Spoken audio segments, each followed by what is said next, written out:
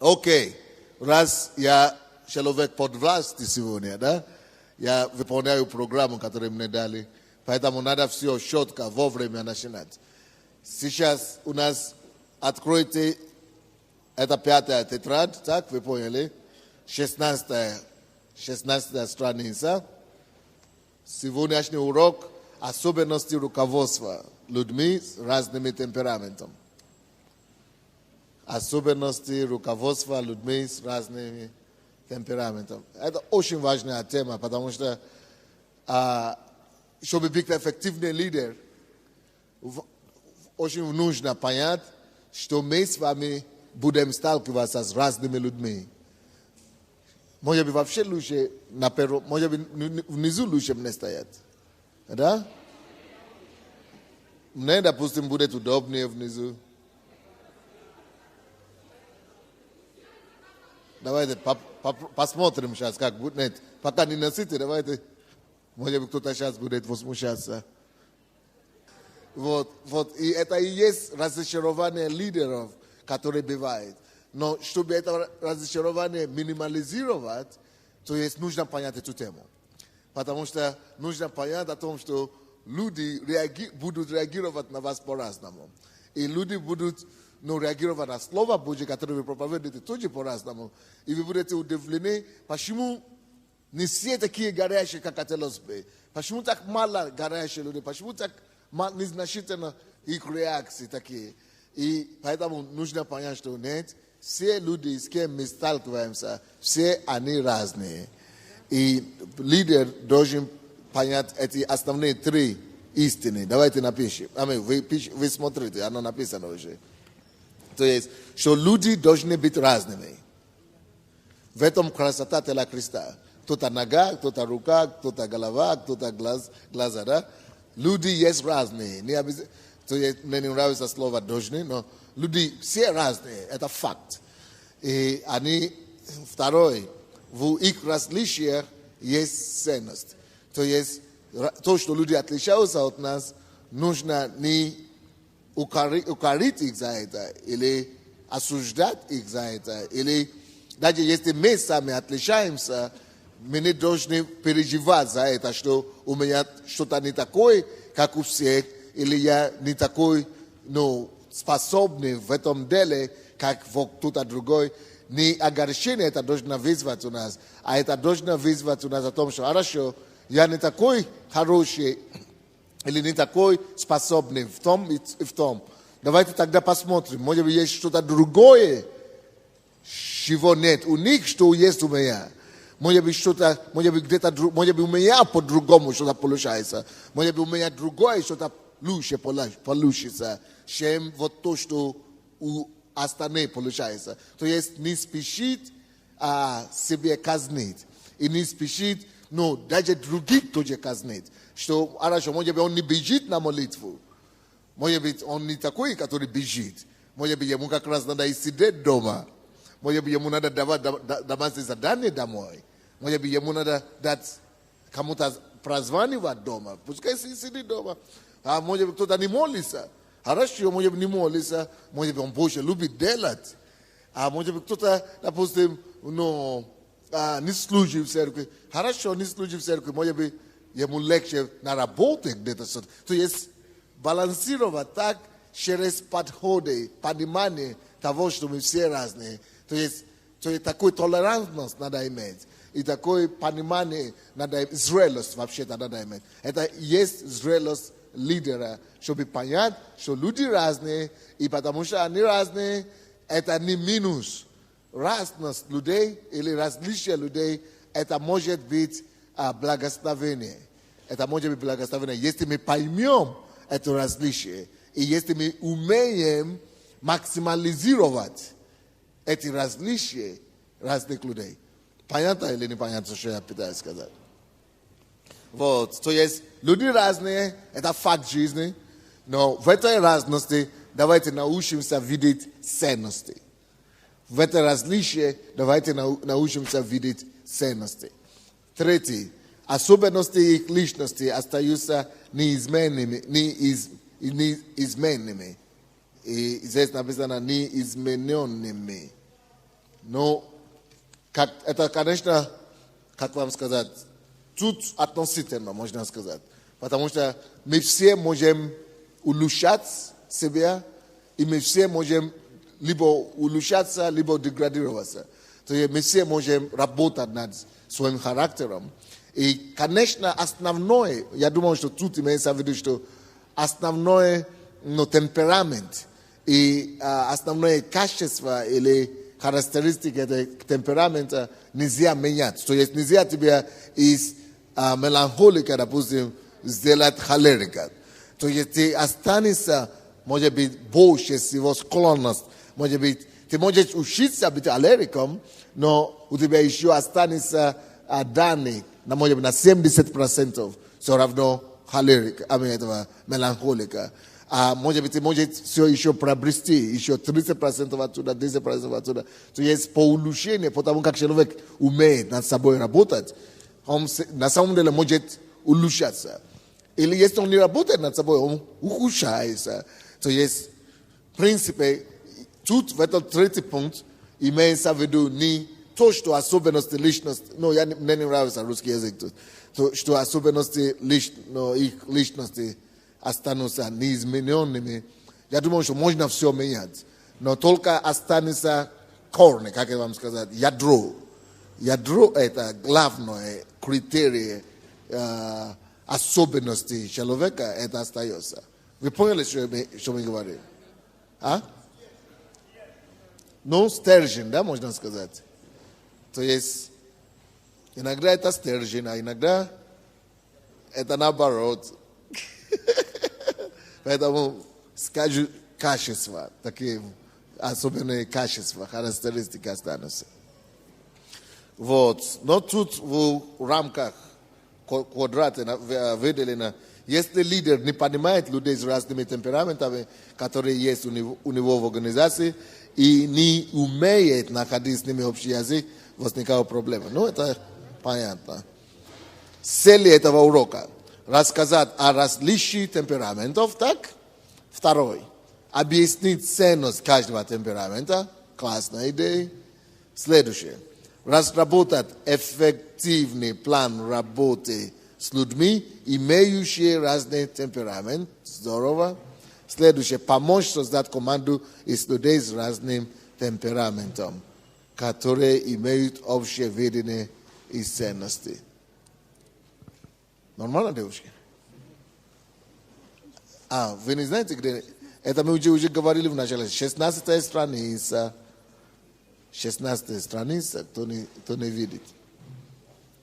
4, я не знаю, как вас, может быть, кто-то уже ходил на эти уроки, может быть, вы будете мне подсказывать, может быть, не так делает.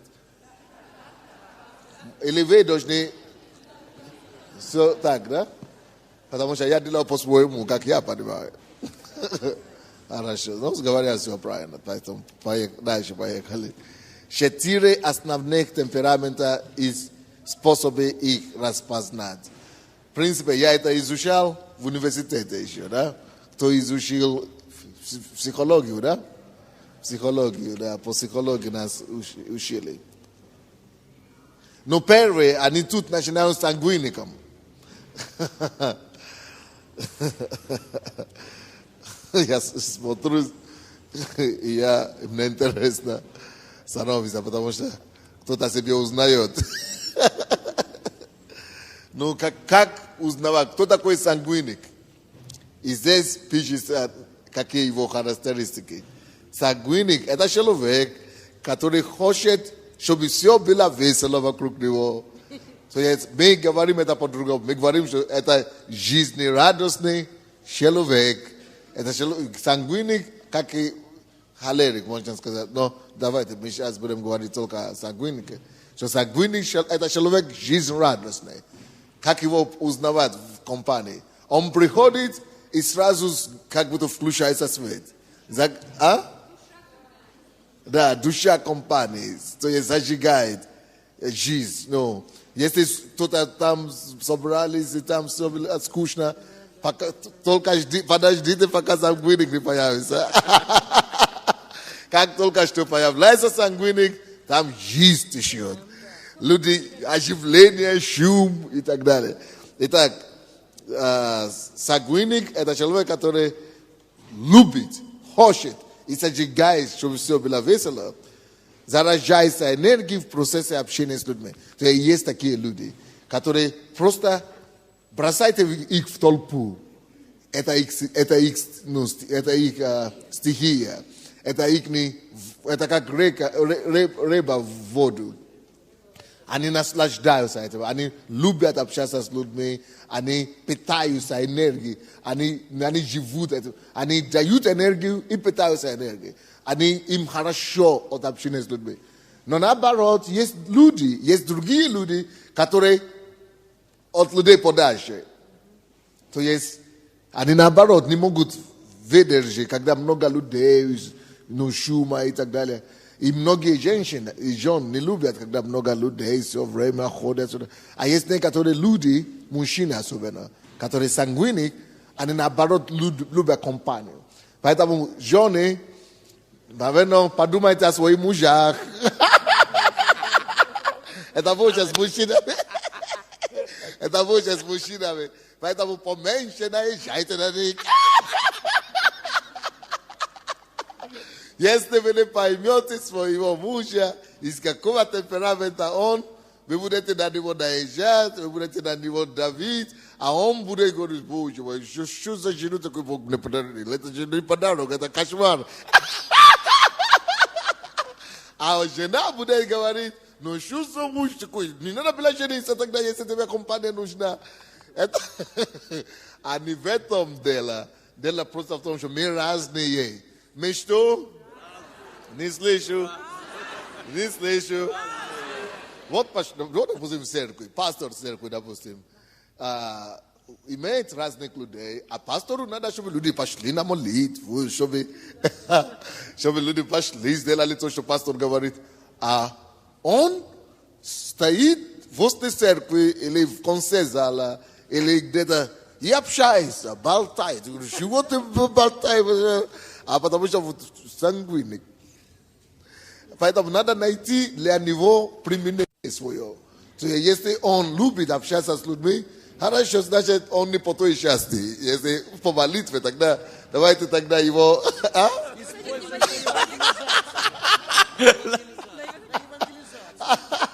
Надо менять предназначение. Надо менять задачи и предназначение поменять. Значит, надо его перевести в другой отдел.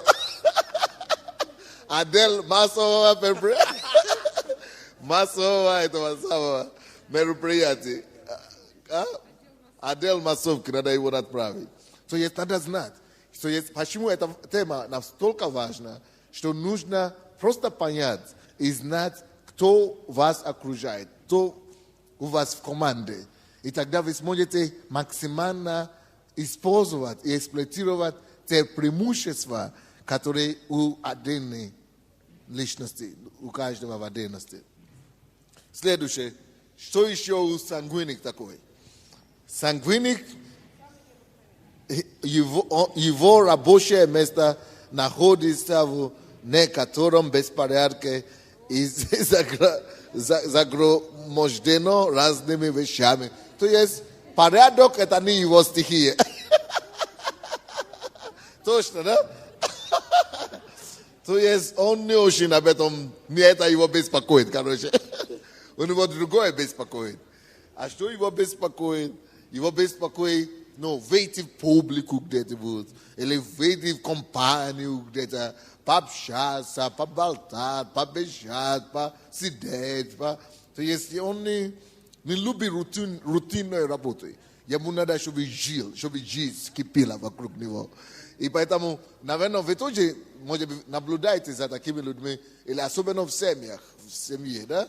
Вы говорите: чего ты постоянно трусишь, бросаешь туда? Чего ты постоянно... Вы знаете, масса людей разводятся. Есть, да, такой? Парень смотрит на жену, показывает на себе, вот это я, такой. Дело в том, что некоторые люди я статистику такую читал, что люди вообще-то разводятся больше всего не из-за каких-то больших таких проблем, что вот, ну, все, он грешник или он... А разводятся по таким пустякам, допустим, чего ты постоянно зубные пасту берешь и не туда ставишь обратно. То в кухню пошел, ты там взял и не положил. То покушал это самое, не помыл это самое. Вот эти мелочи, которые говорят, они больше приводят к проблемам и так далее. Вот, но если вы женились или вышли замуж за сангвиника, живите спокойно. Научитесь закрывать глаза на некоторые вещи. И вы скажете, ну как это так? Ну почему он что? Невоспитанный.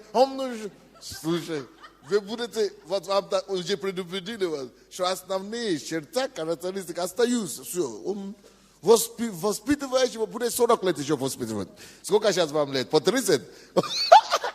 Когда вам будет по 50, тогда вы поймете, по 70, тогда вы поймете, что уже 40 лет пытался его перевоспитывать, что-то не получается. И зачем так ждать 40 лет?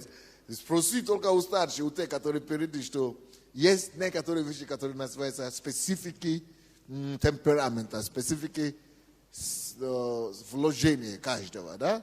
И желательно, но просто научиться легче жить, когда мы научимся понимать друг друга, легче так жить. Но тогда, когда понимание есть, тогда меньше осуждения, тогда меньше бросать друг другу адрес, обвинения, тогда спокойнее воспринимаешь ситуацию, больше доверия.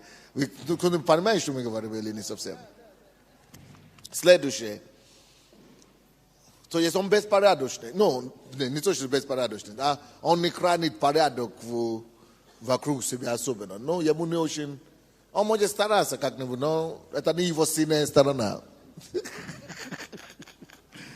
Так, следующее. Нуждается в людях, разговорах, деятельности. Мы уже об этом говорили, да? Ему надо, чтобы вот его сильная сторона, вот это. Побросайте его в люди. Бросайте его в толпу. Бросайте его, вот там вы получите лучше от него. Следующее. Может считать, будто весь мир крутится вокруг него. Очень часто таких людей неправильно понимают. Думают, что они ищут популярность, или они сам себе на уме. Так, часто так говорят. Обвиняют таких людей, что он только о себе думает. И так далее. Они потому что он что-то плохое думает. Или, да, он не думает об этом, он просто себе живет и все. Человек себе живет и все. В своей оболочке все. А кто-то думает, что ты какой-то эгоист, ты какой-то вокруг, о себе, что-то он себя внимание привлекает. А он просто делает то, что ему присуще. Кто-нибудь слышит меня или нет? Поэтому, если вы есть лидер таких людей, нужно их использовать в рекламных целях. И в рекламных компаниях. И в том, что и вот такие люди как раз очень хорошо получаются как бизнесмены и людей пиар. Вы знаете, целая наука сейчас появилась. Так и называется пиар. Вы слышали, да? Это целая профессия. Даже в компании их нанимают теперь и так далее. Вот эти люди, это рожденные пиарщики. Не надо, чтобы они, им сами какие-то, учебники давать, или чтобы какой-то паспорт давать, чтобы изучать, как это. Они натуральные пиарщики. Врожденные. Владимир, слышишь? Так что найди таких людей, и в сфере их силы и преимущества содействуйте их. Ладно, понятно, нет? Следующее.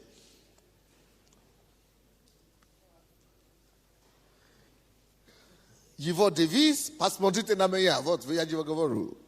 Используйте в цели рекламы, и все. И все будет в порядке. Ходящие бигборды. Теперь давайте пойдем от сангвиника, пойдем дальше, а то мы от него не отойдем. Пойдем от сангвиника, самый противоположный. Потому что меланхолик – это прямой противоположник сангвиника. Поэтому какие же у меланхолика качества? Первое. Меланхолик, его, допустим, если одним словом говорить, кто такой сангвиник? Это популярный. А если меланхолик, одним словом, это безукоризненный. Он такой щепетильный, тошный. Это как моя жена. Я говорю, мы там были 2 часа. Она говорит, нет, мы были 1 час и 45 минут. Я говорю, боже мой.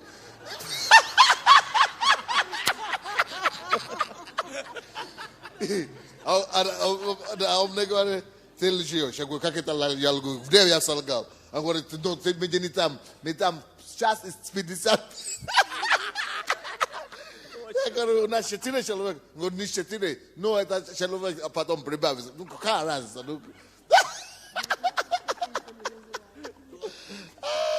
Поэтому нам надо знать друг друга.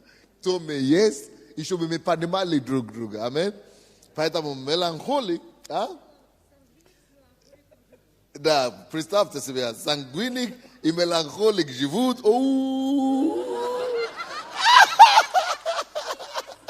Yes, сангвиник и меланхолик живут. Если это самое, если безразумение живут, они живут буквально на 6 недель, 6 месяцев. И все. И каждый по домам. Только если чудо Божье или подготовка хорошая, если. Короче, безукоризненный меланхолик, какие его качества? Первое. Думает, что если что-то и стоит делать, то только правильно, видите. А так ничего не будет делать. И ты думаешь, чего здесь? Пробуй от тебя. А он, я же не уверен, что я это самое смогу. Я еще проверю. Слушай. Поэтому, если вы имеете таких людей у себя в группе или в церкви, вы толкаете. Вы помните, как я толкал на финансы? Меланхолики сидят, и говорят, боже мой, чудо. Сколько очень проповедь прочитал? Сколько я уже говорю, кончипалки, или как вы говорите. Я говорю, боже мой, я же уже толкал. Ну, елки-палки. Ну, что уже с ними делать? Сидят, а я не уверен, а вдруг это же квартиру продать. А вдруг не получится. Я же еще должен проверить. Но проверь, а я еще не уверен. За все, понятно уже все. Хватит тебе. Это меланхолик вам. Он говорит, если я не уверен, что это получится все, зачем? Я не стану рисковать. Я должен знать, что получится, тогда я буду делать. Так, это меланхолик. Первое. Второе его качество. Его рабочее место аккуратное. Все на своих местах. Я же вам сказал, он противоположный этого сангвиника. То есть порядок прежде всего. Особенно рабочее место. Ему надо впечатление создать. Ему надо быть внутри себе порядок, внутренний порядок. Внутри отражается наружу. И ему надо, чтобы люди поняли, что у него все в порядке. И что у него все работает как часы. Рамка своих. Следующий меланхолик, его качество. Уделяет большое внимание деталям. Узнаете себя, Уделяет большое внимание деталям и черпает энергию в мыслительном процессе. пока разбирается, пока думает, как это. Даже от этого получает наслаждение, представь? И получает наслаждение от того, что разбирается в деталях, мелочах. Некоторые люди говорят, слушай, чего ты сидишь, это самое думаешь, сколько надо думать? Сангвиник так говорит, чего ты сидишь, чем ты разбираешься, чем ты... А он сидит меланхолик. И даже сам процесс, что пересчитываешь, что разбирается, что это самое, у него это уже дает определенное удовлетворение. Вот это меланхолик. И когда делает порядок, счастлив. Вот да. Наставляет все, делает порядок, устраивает. От этого получает массу удовольствия. А есть те, которые наоборот, как сангвиник, скажи ему делать порядок, это тоже каторгу его направил. Ты на каторгу его отправил, как бы. Он бунтует. А кто-то наоборот, от этого только радость получает. Счастье, что порядок, но это самое делает. Класс. Представляете, черпает энергию того, что делает порядок. Или мыслит, процессы, как это делать лучше, как это рассчитывает, считает. И вот этого даже ему это нравится, представьте. Там меланхолик такой. Следующее, что еще у нас меланхолик? Ой, время быстро идет. Часто бывает подвержен переменам настроения. Может падать в некоторые уныние, особенно когда вещи не идут по-своему. Когда не получается, или когда его гонят, или когда на него давят, или когда ему не дают времени и возможности процессы, размышлять и продумывать все, делать по его скорости, несчастлив этот человек. Просто, огорчается очень сильно. Надо дать ему время, чтобы он, но если его только давит, все, он теряет мир, теряет радость, теряет всего на свете. Кто-нибудь понимает, о чем я говорю? То есть, бывает, что из-за этого он теряет настроение, из-за этого падает иногда в уныние, депрессию, это самое, то есть, настроение теряется и так далее. Потому что он хочет иметь время быть в своем гнезде и делать, как он понимает это. Поэтому очень бывает так, что переменчивое настроение зачастую бывает. Из-за того, что люди его не понимают. А он говорит, а я же хочу как лучше. А я же, почему он меня не понимает? Почему я же... И из-за этого огорчается и падает в небо. Следующее. Его девиз, пожалуйста, постарайтесь меня понять. Как это меня не понимает? Поэтому, когда он говорит, он хочет, чтобы его выслушали. Чтобы его выслушали. Он старается объяснить, и так объяснить. Много времени берет, а? До мелочи, да, и много времени требуется на себе. Внимание ему себе требует. Не потому что он такой, как люди, девушек называют, капризный. Не потому что капризный, это просто натура. Это просто натура. То есть ему надо, чтобы было уютно и удобно. Понятно вам, нет? Пожалуйста, постарайтесь меня понять. Теперь холерик. Холерик, если одним словом говорит, это сильный. Это огонь, пожар. А холерик в чем-то похож на сангвиник. Холерик, да, поджигательный. Холерик хочет быть главным везде. Это как Петр. Если вы читаете Библию в Новый Завет, везде Петр в период. Или Иоанн. Да, или огонь отец свисти с неба и так далее. То есть, они очень горячие. Эти люди действия. Эти люди сильные. Это люди конкретики. Это люди, которые бросаются вперед. Это люди это активисты. Это радикали. Это люди, которые стремятся только к первому. Быть первым и только первым. Быть лучшим во всем и лучше только. Быть главой и не хвостом. А? Это я? Ну, может быть. Я либо сангвиник, либо холерик. Да, каждый почему. А я думал, что да. Я тоже думал, что я стою... Да, я думал, я стою между холериком и сангвиник. Короче, он очень быть главным. Он вообще-то сам по себе сильная личность. Сильная личность. Он заражается энергией другим. Он может всех заражать энергией. Поднять все на ноги. И заражается энергией, ставя для себя новые цели. Он добивается цели постоянно. Он должен поставить перед собой новые задачи. Он делает одно дело, заканчивает и идет дальше. Потапаева. И я тоже, да?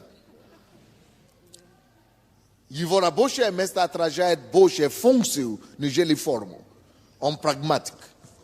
То есть, если надо делать порядок, он делает порядок. Если надо это самое, он самое, чтобы делать было сделано.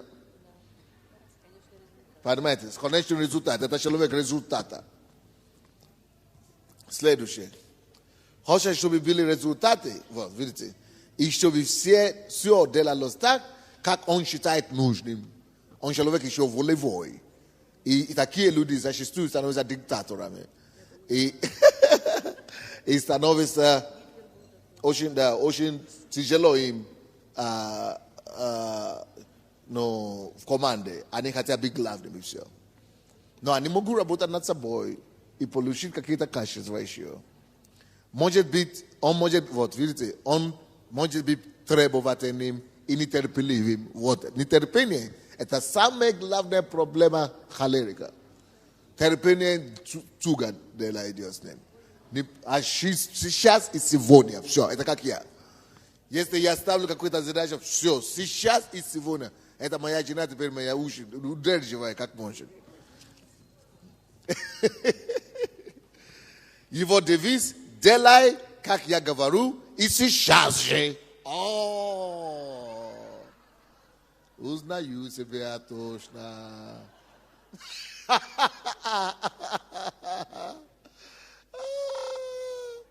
Но я вижу, что я среди и то и другое. Это сангвиник и холерик.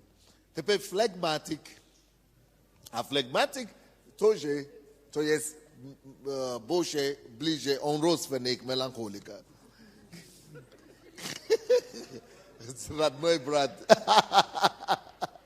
Младший брат меланхолика. Но как его назвать? Его можно назвать мирный. Мирный. Кому-то это нравится, ой, мирный, да? Но не все рождаются мирными. Поэтому первое его качество добродушный. Человек добра, мирный, довольный, не напрягайся. Но это и есть проблема тоже, потому что слишком мирный, что тяжело его сдвинуть на место, на дело какое-то с места, да, чтобы он что-то пошел делать, потому что у него нет проблем. А у него нет проблем. И так все идет хорошо. И так все идет хорошо. Чего ты такой спокойный? Поэтому, если женился на холерика, это она постоянно на него гонит. И зачастую такие люди становятся алкоголиками, потому что они могут либо убежать с дома, либо спиться, чтобы туда не вернуться. Потому что давление жены, потому что жена становится главой в этой ситуации. А если эта женщина такой, флегматик, зачастую они теряют семью. Потому что другие женщины, которые более холеричные и которые более шустрые, иногда они что-то умеют больше угодить их мужей, чем они сами могут его угодить. И такие вещи бывают. Вы понимаете, да? И следующее качество флегматика. Его рабочее место выглядит просто и неофициально, скромный. Просто и неофициально. Просто скромный. Зачем? А зачем? А зачем? Мне так и хорошо. Так хорошо. То есть, это работает, получается. А что еще надо? Мне это устраивает. Мне это устраивает.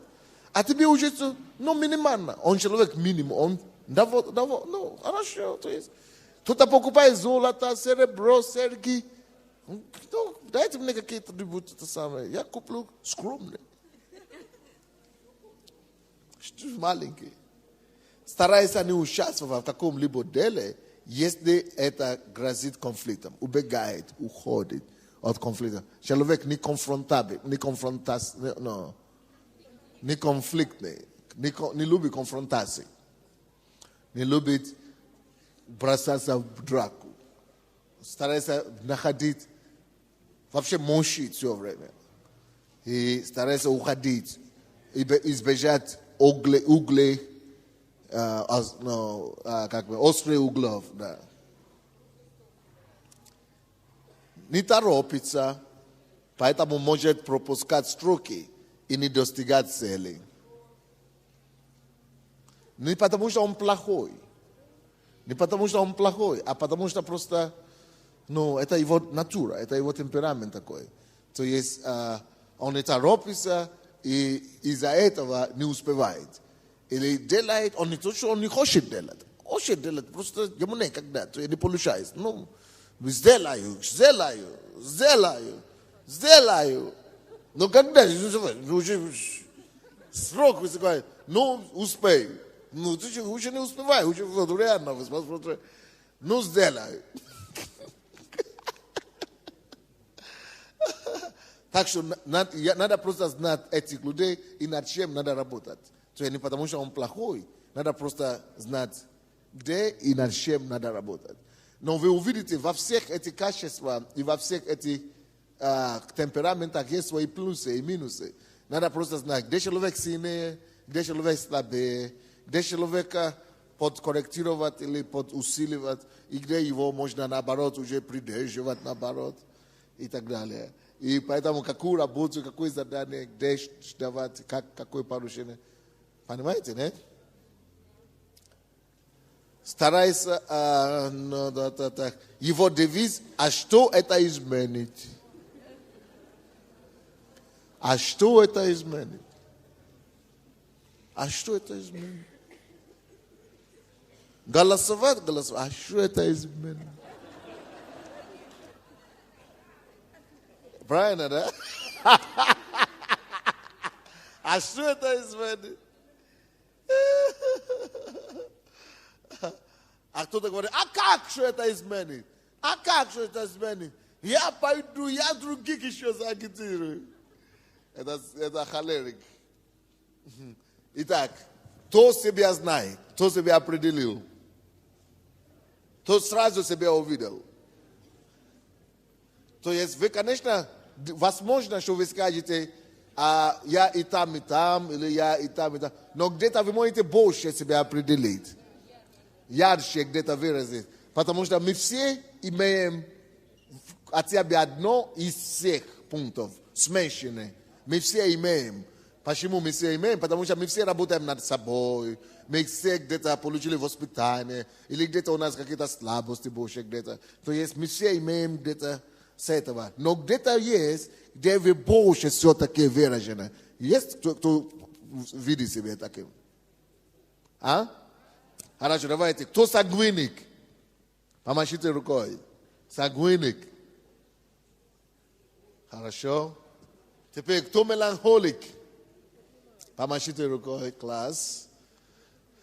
Хорошо. А теперь, кто холерик? Помашите рукой, класс. А теперь, кто флагматик?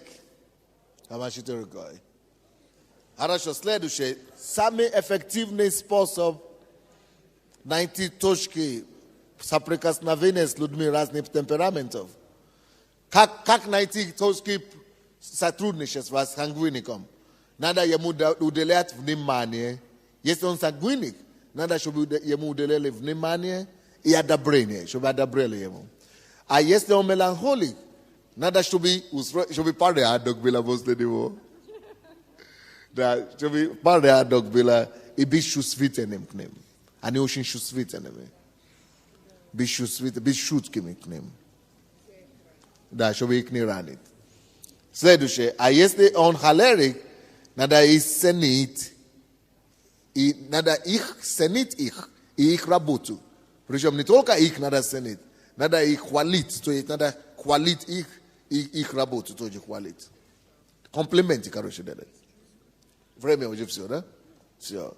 А если он флегматик, надо, чтобы он знал, что его уважают. Надо его уважать.